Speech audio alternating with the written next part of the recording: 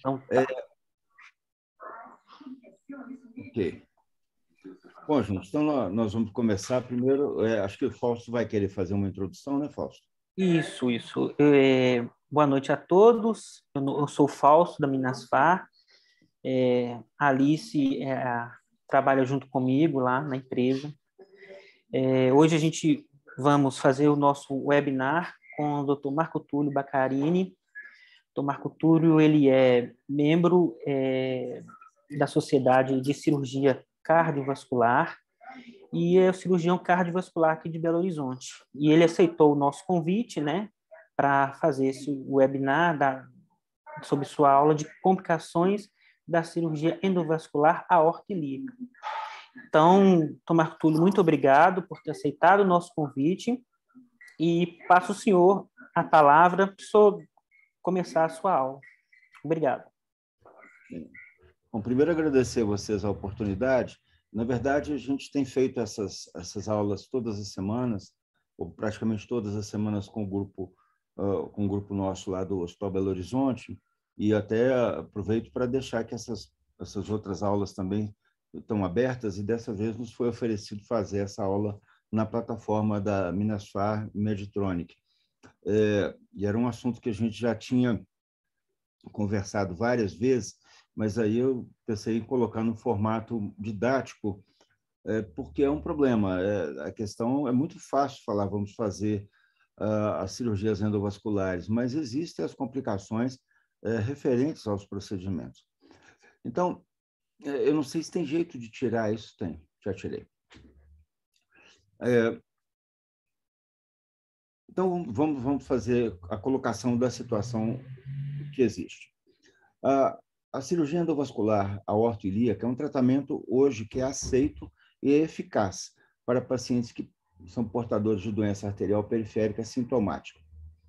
E que a durabilidade desse tipo de intervenção ela ultrapassa a de outros procedimentos endovasculares das extremidades. Quer dizer, é um procedimento bom, dá resultados que, de uma maneira geral, são perenes. Nos casos de aneurismas da aorta abdominal, que a gente comumente chama de AAA, o reparo endovascular do aneurisma, que também a gente chama comumente de EVAR, mudou a abordagem cirúrgica desses pacientes. E mudou, assim, da água para o vinho, do que nós fazíamos há 15, 20 anos atrás para o que nós fazemos hoje. O EVAR apresenta taxas menores de mortalidade em 30 dias, menor ocorrência de infarto agudo do miocárdio em 30 dias e menor tempo de internação no reparo do aneurisma da aorta abdominal, tanto eletivamente como em casos de emergências, nos aneurismas rotos. Então, é um procedimento que os resultados agudos dele são muito bons, são superiores à da cirurgia aberta. O reparo endovascular de um aneurisma de aorta abdominal foi pela primeira vez relatado por Parodi e colaboradores em 1991. E os enxertos endovasculares para reparo de um aneurisma de aorta infrarrenal, eles têm um modelo de um desenho modular bifurcado, ou seja, eles vão para os dois ramos da bifurcação da aorta, as duas ilíacas. E são 3 componentes nos diferentes dispositivos das diferentes marcas. De uma maneira geral, existe o sistema de introdução, o corpo principal da endoprótese e as extensões ilíacas. Do ponto de vista técnico, o EVAR é realizado inserindo-se os componentes do enxerto, que são dobrados e comprimidos para dentro da bainha de distribuição através da luz de um vaso, que vai ser a nossa porta de acesso. No caso, nós usamos os 2 vasos, as 2 artérias femorais. Para quem não está acostumado, só uma lembrança rápida. A técnica de tratamento do aneurisma envolve o acesso nas 2 artérias femorais por punção ou dissecção. Nós, preferencialmente, usamos a dissecção, porque nos dá mais segurança, principalmente na hora de fazer a sutura depois da retirada dos catéteres. Por um lado, nós introduzimos o corpo da endoprótese, e, de um modo geral, esses aneurismas são infrarrenais. Eu estou falando de casos bem típicos, e nós vamos levar o corpo da endoprótese até a altura das renais. Essas endopróteses, elas têm o que a gente chama de free flow, que é essa grade onde ela não é revestida, essa parte, ela não é revestida pelo PTFE. E esse free flow pode ficar na altura da renal, desde que, para ancorar, seja um lugar onde não tem aneurisma, para que possibilite a passagem do sangue para as duas artérias renais.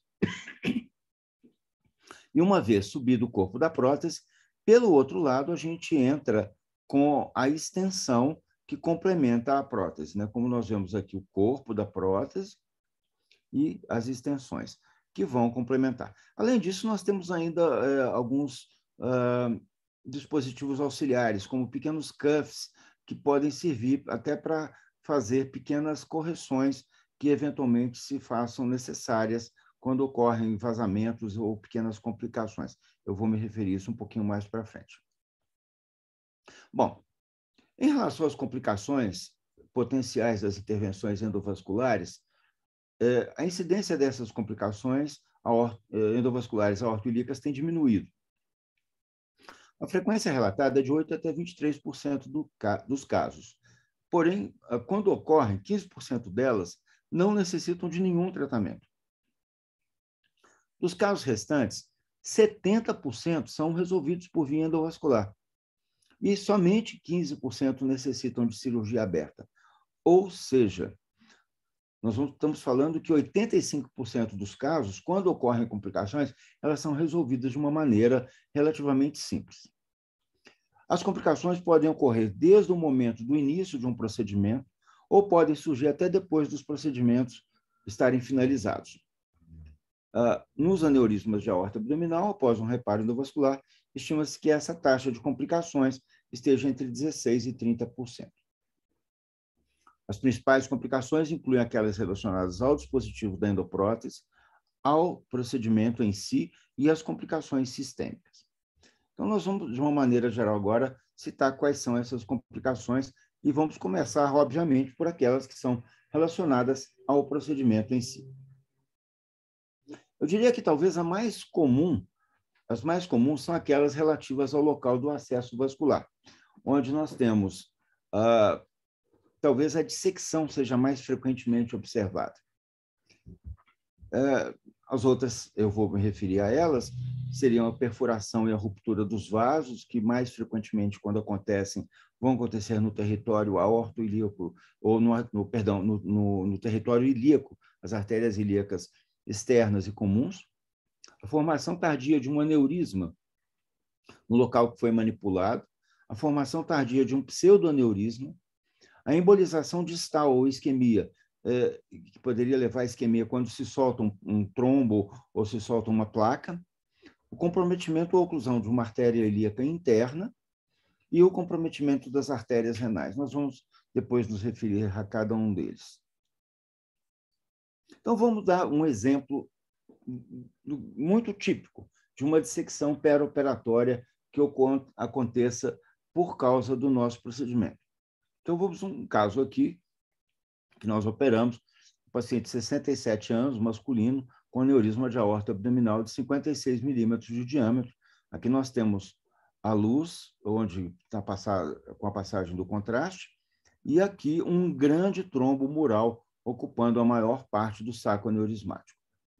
Então, nesse caso, aqui nós temos uma visão lateral, né, um trombo muito grande, uma aorta toda irregular. E observem, nesse caso também, que o trombo se iniciava logo abaixo das artérias renais. Então, um ponto de ancoragem muito próximo das duas artérias renais. E observem também que na artéria femoral, na transição femoroilíaca externa,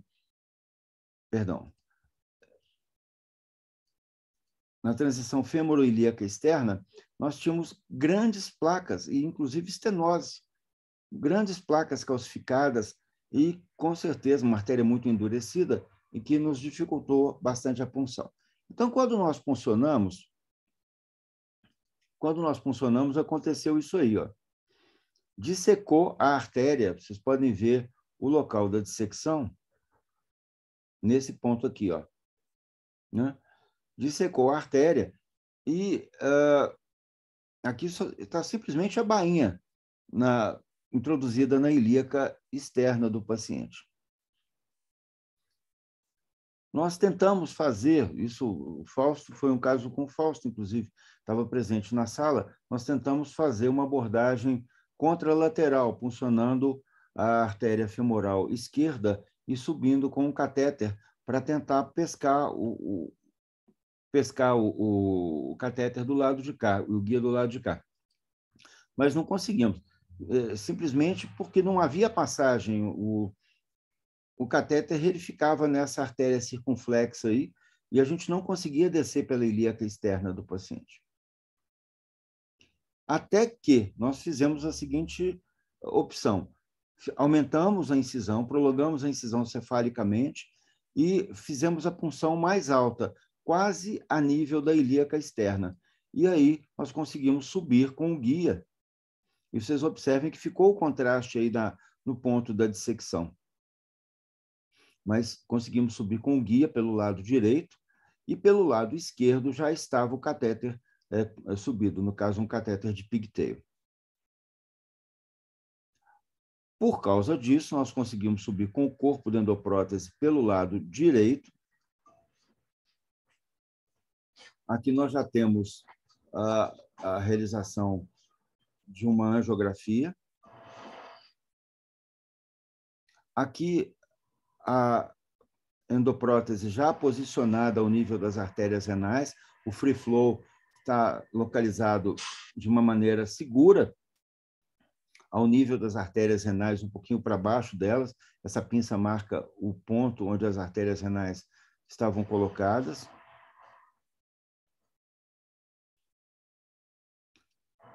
E aqui nós temos já o ramo esquerdo ilíaco já colocado.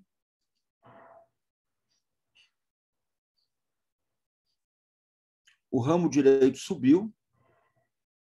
E observem o que aconteceu. Corrigiu-se completamente a dissecção. Ficou um contraste parado lá, mas o ramo ilíaco direito foi capaz de, ao ser deflagrado, corrigir a dissecção da artéria ilíaca comum e da artéria ilíaca comum. E aqui nós vemos uma injeção de baixo para cima, que realmente não havia nenhum escape no local. Ou seja, nós tivemos um bom resultado hemodinâmico desse caso. E por que acontece? São as placas de ateroma que se encontram no local ou acima da punção, que favorecem a dissecção. Nesse caso que eu estou me referindo, nós completamos a cirurgia realizando uma endarterectomia no local onde havia a placa que nos causou o problema. Nós fizemos a endarterectomia no perioperatório. E aqui uma imagem estática de um caso de literatura, mostrando como é que fica a artéria no momento da dissecção. Ela fica toda lisa, você não vê as irregularidades que são comuns na artéria, você vê os pontos da dissecção, você não vê os ramos saindo da artéria. Quer dizer, uma artéria esqueletizada, pelada. Então, é uma artéria onde você não tem ramos que se originem dela. Bom, em relação a essas complicações relativas a dissecções, a incidência delas tem diminuído atualmente. E muitas podem ser diagnosticadas, eu diria que a grande parte, durante o próprio procedimento, através da angiografia. Se necessário, o uso do ultrassom intravascular pode contribuir para o diagnóstico. Pode ocorrer a progressão retrógrada de uma dissecção da artéria ilíaca em direção à aorta distal. Isso é um problema sério. E se acontece em território ilíaco, podem ser tratados com implantes de stents, como no caso que eu mostrei, ela pode ser tratada com o implante do próprio ramo da endoprótese que corrigiu a dissecção. Bom, eu diria que o problema mais crítico, ou seja, mais agudo, e que nos mete mais medo, seriam as rupturas arteriais, que podem estar relacionadas à presença de vasos muito calcificados e tortuosos, pacientes que se apresentam com uma oclusão vascular total e que você tem que tentar abrir esse vaso para poder realizar a cirurgia. O uso de balões de angioplastia, no caso de uma estenose muito grande para o vaso. A localização dessas rupturas é mais frequente na artéria ilíaca externa e no território ilíaco, eu já tinha mencionado anteriormente, e não se sabe, não vou dizer por que, talvez por fragilidade, essas rupturas são mais frequentes em pacientes do sexo feminino, nos diabéticos e pacientes em uso crônico de corticosteroides. Aqui apenas algumas imagens mostrando as complicações. Nós temos aqui uma perfuração de artéria ilíaca no retroperitônio. Esse caso não é nosso, é um caso também de literatura, que foi tratado com tamponamento com o balão. Um balão foi inflado e o balão foi capaz de conter a hemorragia. E, em seguida, foi colocado um implante de um stent revestido no local.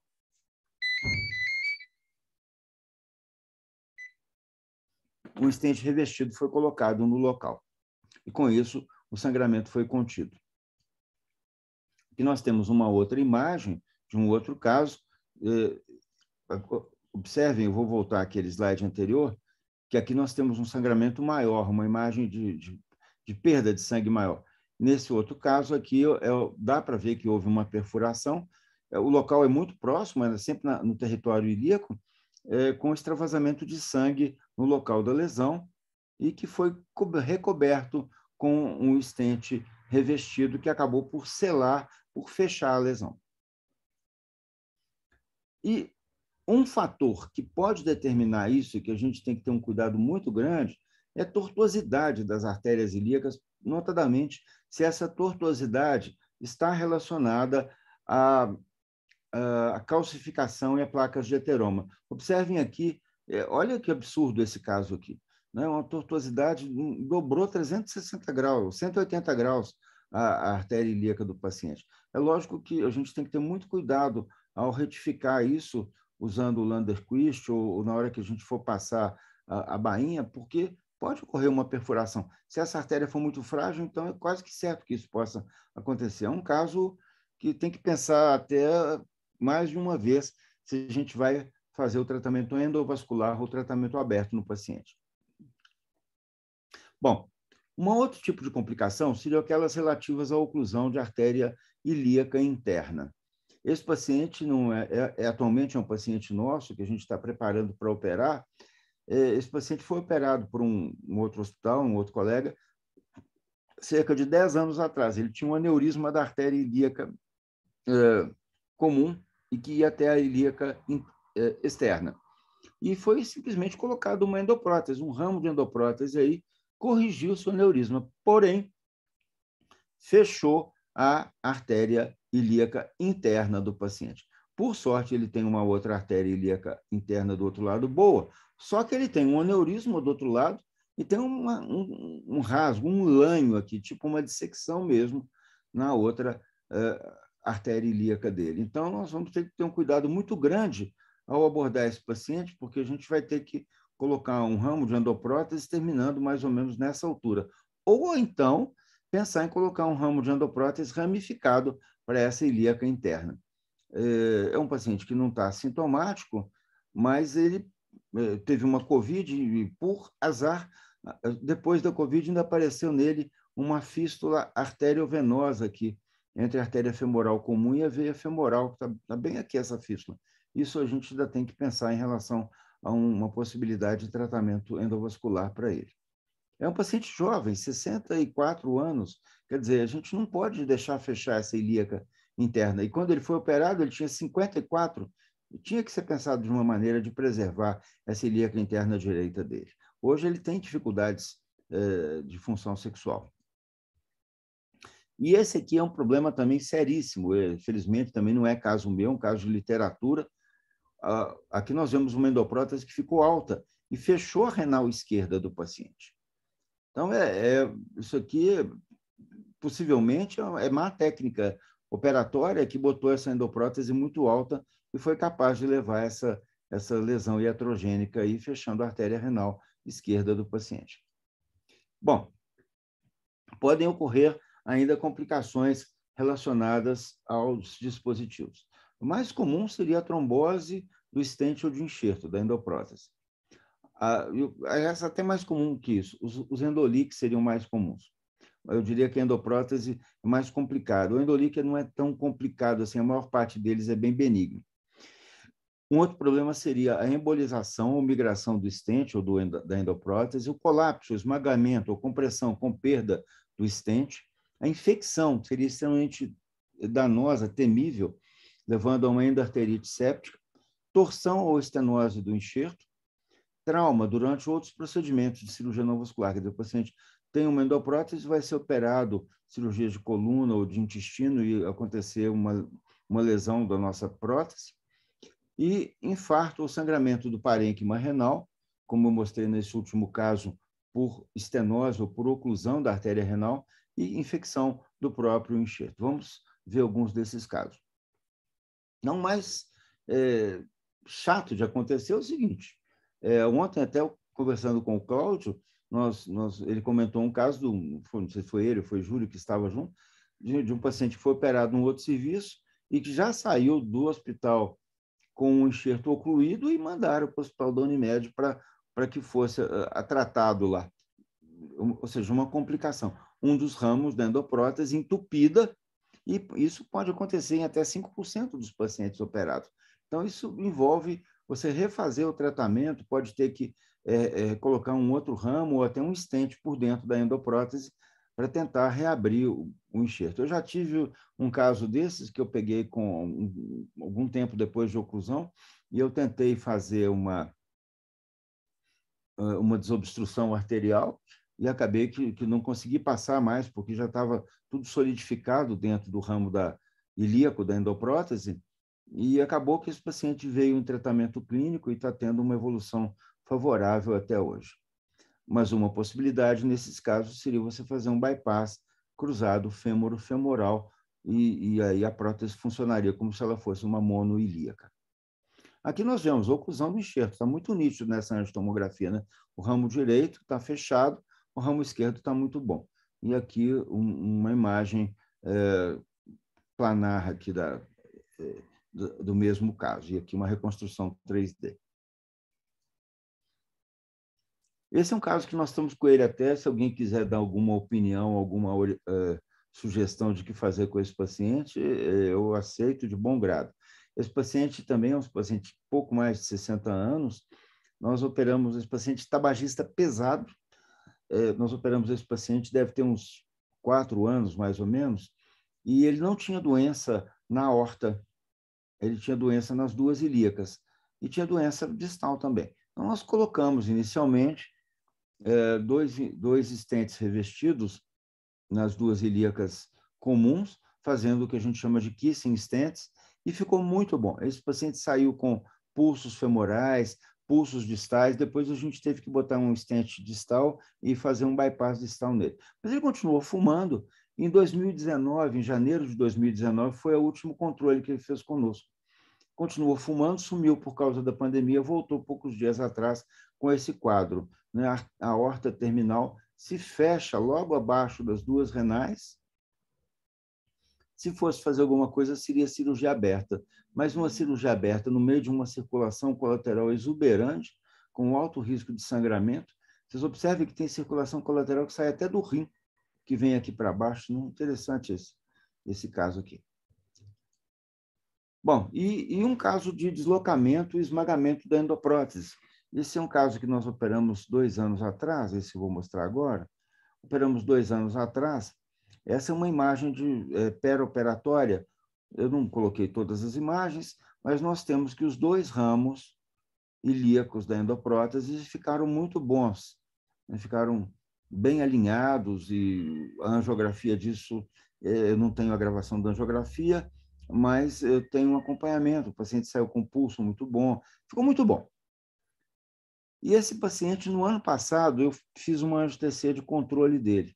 E na angio-TC, essa já é desse ano, já aparecia um aneurisma aqui na artéria ilíaca direita, que ele não tinha, e o ramo direito da endoprótese, ele colapsou aqui, ele entrou lá para dentro. O aneurisma empurrou, né, deslocou, esmagou esse ramo direito da endoprótese. Ele não tinha esse aneurisma, ou pelo menos não tinha uma doença aneurismática significativa aqui, e empurrou esse ramo para lá. Então, nós estamos planejando Aí, esse paciente sumiu também por causa da pandemia, voltou agora, refizemos a angio-TC nele, que é essa aqui. Nós estamos planejando entrar pelo braço dele para poder abordar essa ilíaca interna. Esse paciente também tem 60 e poucos anos, tabagista, parou de fumar esse. Botar um stent aqui na ilíaca e fazer uma endoprótese ramificada para preservar essa ilíaca interna dele, porque é uma artéria ilíaca muito boa, né?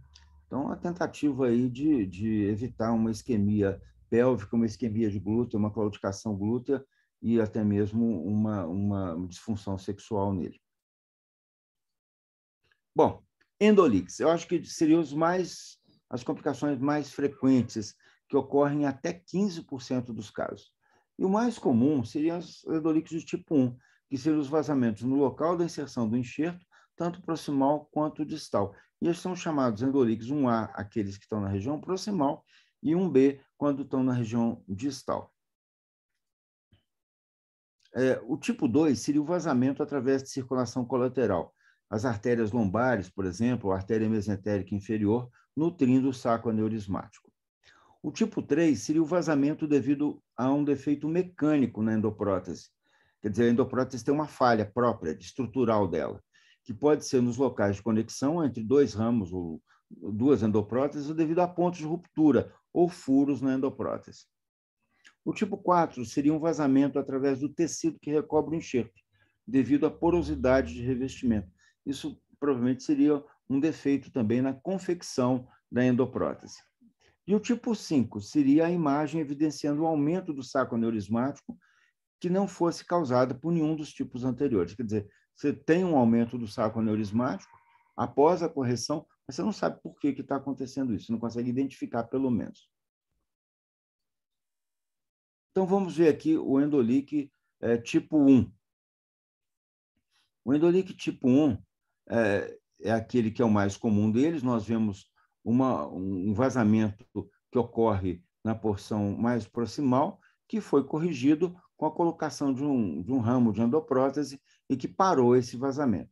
Então, é um tratamento endovascular, é um tratamento simples, o paciente fica internado quase que de um dia para o outro, consegue se corrigir esse tipo de endolique facilmente, não há nenhum bicho de 7 cabeças.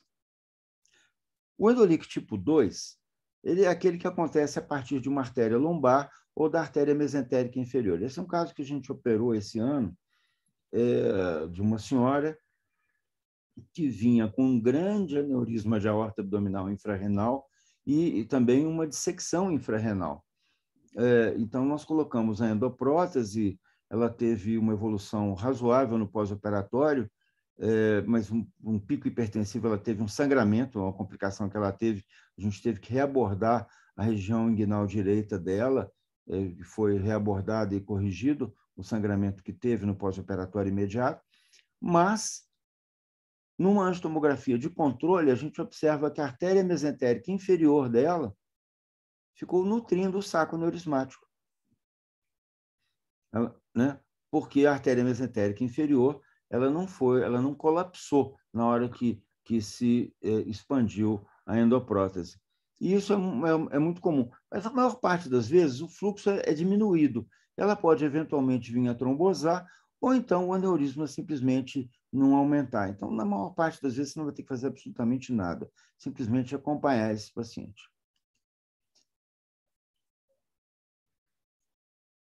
No endolique tipo 3, você pode ter um defeito mecânico na endoprótese.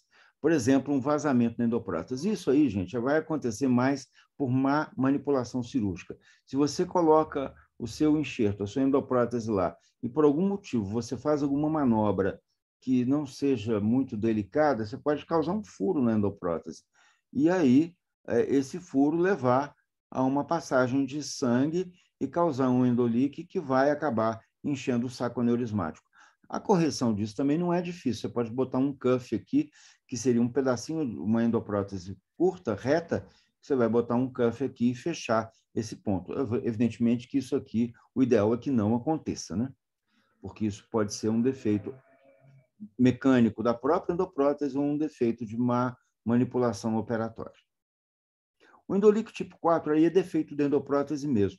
Seria vazamento através do tecido que recobre o enxerto, pela porosidade do revestimento. Então, está aqui o enxerto, isso também é imagem de literatura, e aqui nós temos o enxerto é poroso, está enchendo o saco aneurismático aqui. O tratamento seria você vir com um segmento reto de endoprótese e colocar aqui por dentro, fazendo uma cobertura adicional dessa endoprótese para evitar esse sangramento através da porosidade. Bom, e por último, complicações de intervenções endovasculares aortoilíacas relativas ao local de acesso vascular. Poderíamos ter um hematoma ou sangramento na região inguinal, que às vezes é agudo e pode levar a grande perda de sangue. Um hematoma retroperitoneal, que poderia ser causado por um furo que não foi diagnosticado, como que inclusive já mostrei antes. A formação de um pseudoaneurisma no local da punção, que teria que ser corrigido também, pode ser corrigido por via percutânea. Ontem mesmo a gente corrigiu um pseudoaneurisma por via percutânea causado por uma cirurgia de ablação cardíaca e deu um falso aneurisma na artéria femoral. Uma fístula arteriovenosa, que pode surgir. Aquele caso que eu mostrei lá atrás, tem uma fístula entre a artéria femoral. Eu não sei se aquilo foi por local de punção e a veia femoral, não sei por quê, mas pode acontecer a fístula arteriovenosa, e eu acho que o pior de todos seria isso aqui, uma infecção local, que não é tão problemática, mas principalmente uma infecção do nosso enxerto. E aqui nós temos, essa imagem, infelizmente não é minha, também é de literatura, nós temos uma imagem de um enxerto aortoilíaco totalmente infectado, ocluído, e que teve que ser retirado com uma grande cirurgia aberta. Como é um caso de literatura, as imagens são de literatura, eu não posso nem dizer como é que esse paciente evoluiu, mas seguramente não é um caso bom, não é um caso bonito de ser feito. Bom, nós estamos terminando, eu tinha me preparado para falar cerca de 40 minutos, eu acho que eu estou dentro desse prazo. Nós vemos à esquerda a imagem da cirurgia aberta que nós fazíamos. Então, o que nós temos aqui? Nós temos uma barriga, um abdômen aberto, uma prótese de Dacron suturada, a aorta aberta longitudinalmente, a prótese de Dacron suturada na aorta infrarrenal, a aorta clampada, as duas artérias ilíacas comuns clampadas, e isso aqui às vezes demorava, a gente tinha que fazer correndo, porque não podia ficar acampado tempo demais, porque o grau de acidose que esses pacientes desenvolvem, além de isquemia que ele desenvolve, é grande. Então, nós temos que pensar perda de sangue, cirurgia de longa duração, pós-operatório complicado, risco de infecção, abdômen aberto, enfim, uma série de complicações. Essas são as complicações, necessidade de transfusão de sangue, né? E as complicações de uma cirurgia endovascular, como os que a gente acabou de citar, onde você coloca a endoprótese pelas duas artérias femorais e os pacientes têm alta com 48 horas, normalmente. Tem pacientes que a gente tem dado alta até com 36 horas. Alguns que a gente operou fora ali do HU, a gente conseguiu dar alta com 36 horas. Então, o que é melhor para o paciente? Certamente que as complicações de uma cirurgia endovascular são muito menores do que as complicações de uma cirurgia aberta. Existem trabalhos que mostram que, a longo prazo, os pacientes vão ter resultados semelhantes. Mas, seguramente, a curto prazo, a volta do paciente às suas atividades normais, a recuperação do paciente, a não necessidade de transfusão de sangue, a diminuição do risco de infecção, tudo isso mostra que a cirurgia endovascular para tratamento das lesões aortoilíacas, notadamente dos aneurismas de aorta abdominal, é uma coisa que veio para ficar. As complicações são tratadas de uma maneira mais simples. Enfim, a gente tem que tentar cada vez mais melhorar, e a gente conta, no caso aí também, com a indústria para melhorar as maneiras de nos oferecer próteses de melhor qualidade e que possibilitem um implante mais simples e que sejam cada vez mais fáceis de serem colocadas e menos danosa para os pacientes. Bom, era isso que eu tinha para falar. Como eu disse, eu me preparei para falar 40 minutos, eu acho que eu estou dentro desse prazo, e aí eu fico à disposição, se alguém quiser discutir, fazer uma pergunta. O Fausto colocou aqui, as perguntas podem ser feitas pelo chat, se alguém quiser colocar ou comentar, eu vou interromper o compartilhamento da tela e vou voltar aqui para isto. Muito bem. Boa noite a todos. Está aberto agora para quem quiser fazer alguma pergunta sobre a aula. Arthur, eu queria perguntar uma coisa a respeito do uso de contraste nesse paciente. Esses procedimentos são demorados e usam muito contraste. E a gente não vê tanta assim, complicação de pós-operatório do uso de contraste. Como é que é essa incidência desse... Você sabe alguma coisa de complicação de insuficiência renal por causa do uso de contraste? Cláudio, o que a gente tem feito é o seguinte, usar o menor... a partir do momento que a gente costuma fazer esses casos, e nesses últimos meses a gente fez bastante caso, eu tenho usado cada vez menos contraste, cada vez menos. Por exemplo, para subir a endoprótese, na hora que eu uso o contraste para marcar as renais, aí eu já marca as renais, já subo a endoprótese, coloco ela na posição sem expandir, e depois eu vou precisar do contraste para fazer os ajustes locais, subir o outro ramo, etc. Mas eu não tenho assim, realmente usado muito contraste, não. Antigamente até usava muito, sabe, Cláudio? E eu, honestamente, tive pacientes que tiveram problema, que aumentaram os níveis de creatinina, de escórias, mas na medida que você tem uma imagem de qualidade e que você consegue otimizar os tempos da cirurgia, nós tivemos uma cirurgia que eu fiz em 1h20, eu fiquei até espantado. Eu coloquei uma endoprótese em 1h20, quer dizer, praticamente não usei contraste, foi muito rápido. Então, a gente habitua a usar o mínimo contraste possível. É lógico que, quando você se depara com uma complicação como essa que eu mostrei, em que dissecou um ramo da artéria ilíaca, você acaba tendo que usar mais contraste, porque você tem que procurar localizar a lesão e tentar corrigir. Mas aí, o que eu tenho acostumado a fazer? Assim, dar uns shotzinhos dilui o contraste meio a meio, né? Meio de contraste, meio de soro, e dá um shotzinho de 10, mais ou menos. Não sei se você viu ali a injeção que eu fiz ali na ilíaca, muito rápida a injeção, né? Uma injeção muito rápida, uma quantidade pequena. Mas é o que a gente tem que tentar fazer, usar o mínimo possível e otimizar o procedimento. Para isso, eu acho que a gente tem que fazer muito.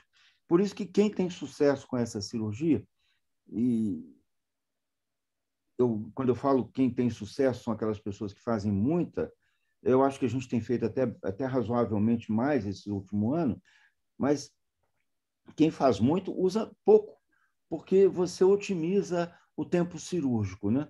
E à medida que você tem uma equipe que esteja entrosada para fazer a cirurgia. Eu penso assim. Não sei se... É uma questão mais de bom senso e agilidade mesmo, de coordenação, né? Sim, é isso mesmo. Aquele caso que nós fizemos de um aneurisma da ilíaca interna, que foi a prótese ramificada, usei pouquíssimo contraste. Pouquíssimo. Foi uma coisa muito interessante. E outra coisa, a embolização, embolia arterial aguda distal, o Sim, paciente anticoagulado. Isso, já tive. Soltar a placa. Soltar a placa. Pode acontecer. Pode acontecer, soltar a placa. Na hora que você sobe uma endoprótese, se a artéria está muito ramificada, pode soltar a placa. E uma coisa que me mete muito medo são essas artérias ilíacas tortuosas. Eu já tive problema, porque, principalmente no começo, você não está esperando por isso, de romper essas artérias. É extremamente complicado. Infelizmente, eu já perdi um paciente por causa disso. Porque uma artéria ilíaca muito tortuosa É complicado. Isso, eu diria assim, 10 anos atrás, quando foi um dos primeiros casos que eu fiz. Mas me mete medo. Toda vez que eu vejo uma artéria ilíaca tortuosa, eu tenho muito medo dela. Te confesso que eu tenho. Existem sinais que já nos mostram pacientes que vão ser mais difíceis, e os mais difíceis têm um índice maior de complicação. Né? Então, Ah, um deles é essas artérias anguladas demais, né? é, Que dificulta a introdução. exatamente, exatamente. Existe algum sinal na tomografia que você acha que, assim, esse paciente vai complicar e chega até, às vezes, pensar em contraindicar esse tratamento? Existe alguma angulação? Eu não diria angulação, mas se eu tiver uma angulação e uma artéria muito calcificada ou com muita placa, eu sei que é confusão na certa. É confusão na certa. Mas se eu tiver só angulação, por exemplo, essa senhora que eu mostrei, que nós operamos, eu operei com o Alisson lá no Belo Horizonte. Essa senhora, ela tinha artéria muito angulada, mas era uma artéria lisa. Ela aparentemente ela tinha uma doença do colágeno, alguma coisa desse tipo, e uma tortuosidade, uma ectasia arterial e um alongamento arterial muito grande. Nesse caso aí, eu não tive muito medo, não, porque tinha angulação, mas a artéria é lisa. Aí o guia sobe fácil. Aí você passou o guia, você passou a bainha, acabou. Depois que você pôs a bainha, você retificou a artéria, não tem problema. Uhum. Mas uma artéria angulada e doente, essa é que me mete muito medo. Calcificação, né? É, isso aí.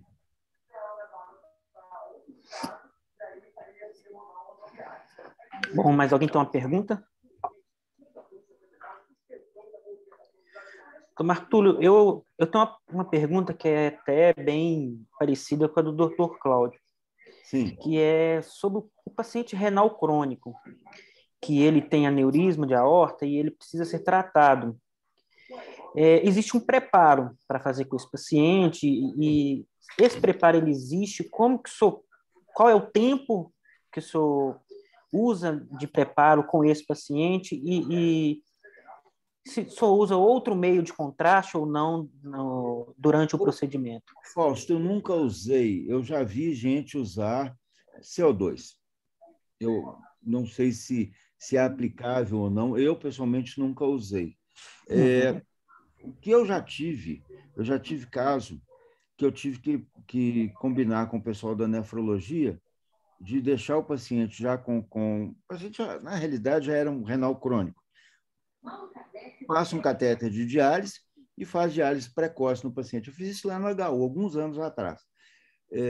O pessoal da nefro fez um trabalho bom, o paciente saiu dali alguns dias, tirou o catéter de diálise, mas eu acho que tem que fazer o preparo e certamente mete muito medo na gente esses pacientes, né?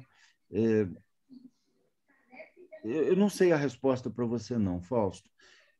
Usar o CO2 eu nunca usei, mas quem já usou falou que não é uma, talvez você já tenha visto usar. Você pode até ilustrar para a gente. Não vi usar CO2. Porque eu vejo realmente o pessoal usar o CO2 e às vezes as imagens não são tão perfeitas Exato. É o que como dizem. é uma imagem, principalmente em cirurgia endovascular de aneurisma de aorta. Então, não é aquela coisa perfeita. Não é. Então, essa é a minha pergunta. Se o senhor tem esses pacientes com renal crônico, se o senhor prepara ele antes, porque Preparo. ele é um... Então, Sim, preparo, com certeza preparo. Peço um nefrologista para avaliar, a gente ótimo. tenta melhorar a função renal desses pacientes, usar acetilcisteína no pré-operatório, quer dizer, você tem que fazer alguma coisa para dar alguma melhora para o paciente, mas nem sempre você vai conseguir uma solução como essa. Eu já, como eu falei, teve um caso que eu fiz isso. Eu fiz diálise mesmo no paciente. O paciente já era pré-dialítico, eu combinei com o pessoal da NEF, foi lá no HU, isso já tem uns 5 anos, 6 anos. Nós passamos um catéter de hemodiálise nele, ele fez diálise precoce no pós-operatório. Dias depois tirou o catéter e foi embora sem fazer diálise. Voltou à função renal que ele tinha previamente, um renal crônico não dialítico. Teve um caso também, Dialítico, nem se fala. Dialítico, o uso de contraste no dialítico já... É ótimo, né, Cláudio? É ótimo. É ótimo. Seguro, né? Aí é seguro, não tem problema nenhum. O problema é o paciente que não é dialítico. Esse que é o problema. Exatamente. O que não Precisa de um e já é, encontro. não é problema. Ô, doutor Marco Túlio, Oi, Anne. teve um caso também de um que o senhor acompanhou com a nefro, diminuiu a creatinina, né? E a gente abordou ele e conseguiu fazer a cirurgia toda com 30 ml de contraste. Foi mesmo? Não lembro. Qual que foi esse? Foi esse ano. Foi esse ano? Não lembro mais. Eu lembro. Foi um stent. Foi um stent. A gente fez um stent de... Não chegou assim endoprótese. Não Eu chegou já a ser sei uma o que cirurgia é. tão longa. É stent, é. Foi um Mas stent, aí tá? é A gente mais conseguiu fazer pequeno. uma coisa bem mais ágil. Não, você A consegue. cirurgia pequena. Mas se você vê, a gente tem usado pouco contraste nos pacientes com aneurisma de aorta, pouco relativo, né?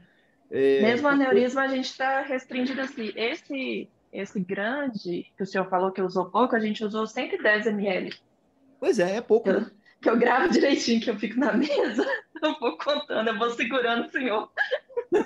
Mas é pouco, não é, Anne? É pouco, eu acho. Para uma prótese bifurcada, mais uma endoprótese de ilíaca interna, foi pouco demais. Pouquíssimo, né? Pouquíssimo, exatamente.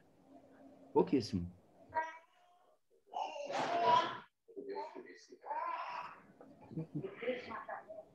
Bom, mais alguma pergunta? Alguém tem alguma dúvida?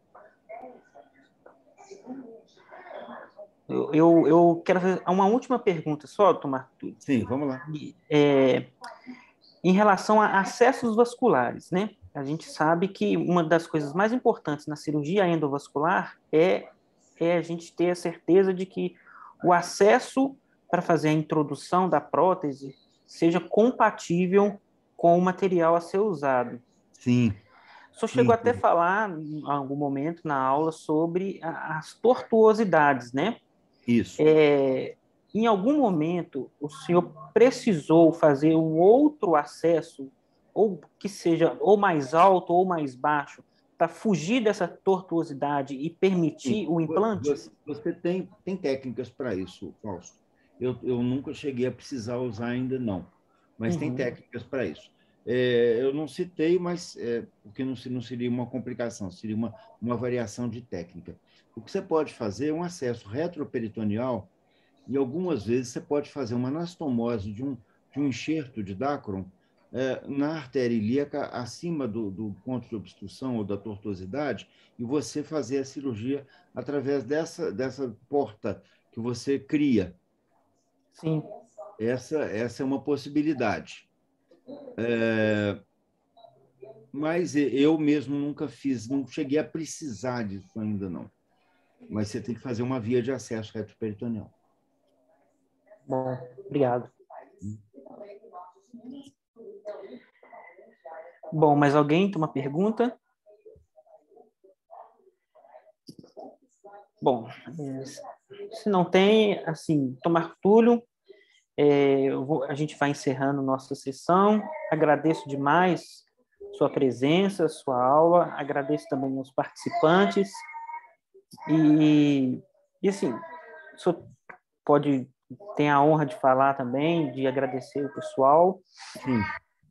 Eu queria agradecer a vocês pela oportunidade. Eu acho que foi como uma primeira experiência, eu achei que foi interessante. Talvez na próxima vez, a gente tente fazer algo, assim, uma divulgação um pouco maior e tudo. Foi meio em cima da hora, mas eu acho que foi bom. Depois, se as pessoas quiserem, principalmente do grupo, quiserem dar um feedback, eu agradeceria. Mas o objetivo foi também. Isso. Oi? A gente também agradece o pessoal que dá um feedback, né? Assim, como foi, né? De qualquer maneira, a ideia era tentar tratar de maneira didática os problemas, porque é muito fácil você chegar numa apresentação, numa aula, num congresso e falar assim: eu vou fazer isso, eu vou fazer aquilo. Espera aí, quais as consequências? Eu vou contar um caso aqui, é muito interessante. A primeira vez que eu vi uma pessoa tratar por via endovascular um aneurisma de aorta, e foi um aneurisma de aorta torácica, foi um americano que veio da Universidade de Stanford, ele que criou a técnica do tratamento endovascular da dissecção da aorta torácica. E ele veio apresentar isso num congresso em São Paulo, e só tinha cirurgião, gente mais experiente não tinha. E o cara veio completamente bêbado para dar aula. Acho que ele tinha tomado umas caipirinhas na hora do almoço, era uma aula logo depois do almoço, e ele estava tonto. E aí ele começou a passar o filme da cirurgia, e ele só falava assim: "The assassination is in progress." Quer dizer, o assassinato está em progressão, está acontecendo. Ele queria dizer o seguinte, que ele estava mostrando a técnica, que ele gostava da técnica, mas que a técnica era um assassinato para o paciente. Eu fiquei com aquilo na cabeça, eu nunca mais me esqueci daquela cena. Então, ele mesmo entendia que era uma técnica boa, de futuro, que ninguém usava e que ele estava dizendo... Eu esqueci o nome dele, era uma pessoa muito conhecida. Era uma técnica que ele via como uma técnica de futuro, mas que ele entendia que era uma técnica que tinha altíssimos riscos para o paciente, a ponto dele dizer que ele estava fazendo um assassinato no paciente. E ele estava de fogo. Então é bom a gente saber quais são as complicações e, principalmente, saber que essas complicações, quando que elas acontecem, de que maneira que a gente pode prevenir, o que a gente pode fazer para evitar essas complicações, mas lembrar que essas complicações elas são bem menores do que as complicações de uma cirurgia aberta. Então, quando a gente pega um paciente desse para fazer uma cirurgia em 1h10, 1h20, 1h30, você faz um aneurisma de aorta abdominal que a gente gastava 4, 5 horas, e com todos os problemas que o paciente tinha no pós-operatório. Eu sei de gente que faz isso com anestesia local e sedação. Eu não tenho coragem, mas tem gente que faz. Então, assim, mas nós temos dado alta. O Flávio está aí, lá nos casos nossos de Santa Rita, a gente tem operado de manhã num dia, no dia seguinte à noite ele está dando alta para o doente para casa. Ele está ficando 36 horas no hospital. Então, é uma coisa que me entusiasma muito quando a gente começa a ter bons resultados, igual a gente está tendo. A gente não pode ficar entusiasmado demais para não acontecer igual o americano, que entusiasmou com a técnica, mas esqueceu que podia ter complicações. Mas as complicações são essas aí. Obrigado, gente. É isso. A gente que agradece, Tomás Arthur, muito obrigado. Só mais uma coisa. Só uma coisa rápida. São pacientes de altíssimo risco cirúrgico. Sem dúvida, altíssimo risco. Muitos. Ninguém pensa nisso, não. Eles acham que é simples. Nem se falaria. Exatamente. Antes da era do tratamento vascular, nem se falaria em tratamento cirúrgico. Muitos. Então, assim, o índice de complicação ele existe. Existe. Né? E complicações não só do ato operatório, mas complicações clínicas. Então, o risco cirúrgico desses pacientes, muitos são proibitivos para cirurgia aberta. Né? Então, a complicação é meio que rotina nesses pacientes. Né? O tema é muito bom. O cirurgião não gosta de falar de complicação. Não. O resultado angiográfico na tela é ótimo, né? Mas muitas vezes as complicações existem. Só não existem, igual nós já comentamos recentemente, para quem não opera. Para quem não faz, exatamente. Para quem opera, não tem jeito. E outra coisa, é função do cirurgião, do médico, tratar não só a doença, mas tratar das complicações dos tratamentos nossos. Né? É a nossa função. Né? É nossa função. A vontade é de fugir, tem hora, mas não tem outro jeito. Exatamente, isso aí. E com o tempo vai adquirindo a experiência e vendo que a responsabilidade é nossa mesmo de tratar. Eu acho, Cláudio, você está na coordenação, querendo deixar de sair da coordenação, mas eu vejo o seguinte, tentar... Oi? É um rodízio que tem que existir. Não. Eu acho que, de qualquer maneira, a gente tem que tentar trabalhar para ter mais pacientes, porque a gente tendo mais pacientes, a gente aprende mais, a gente consegue ter melhores resultados. A gente tem que trabalhar, porque se você tem condições de fazer os tratamentos, né, então nós temos que trabalhar para isso, ter esses pacientes na mão para que nós possamos operá-los e que eles tenham um bom resultado. Eu acho que a gente tem que lutar para isso. Esse é o trabalho da gente. É a função. É a função, exatamente. Mas obrigado, viu, Martúlio? Foi ótimo. Eu que agradeço a sua presença aí. Obrigado, Fausto, aí ter reunido, né? Foi um pouco de última hora, né? Eu fiquei sabendo, né? Hoje. Foi hoje. Não sei se as outras pessoas também, mas foi um pouco em cima da hora. Mas acho que o horário foi bom, né? Vamos marcar mais aí. Isso, muito bom. Obrigado. Obrigada, doutor Martúlio. Muito boa aula. De nada, eu que agradeço a você e a todos, ao Cláudio, a todos também, ao Fausto, a todos. A gente é que agradece, doutor Martúlio, pela disponibilidade do seu tempo e por ter nos dado essa maravilhosa aula. Viu? Obrigado. Boa noite. Obrigado a todos. Obrigado, boa noite. Tchau a todos. Tchau.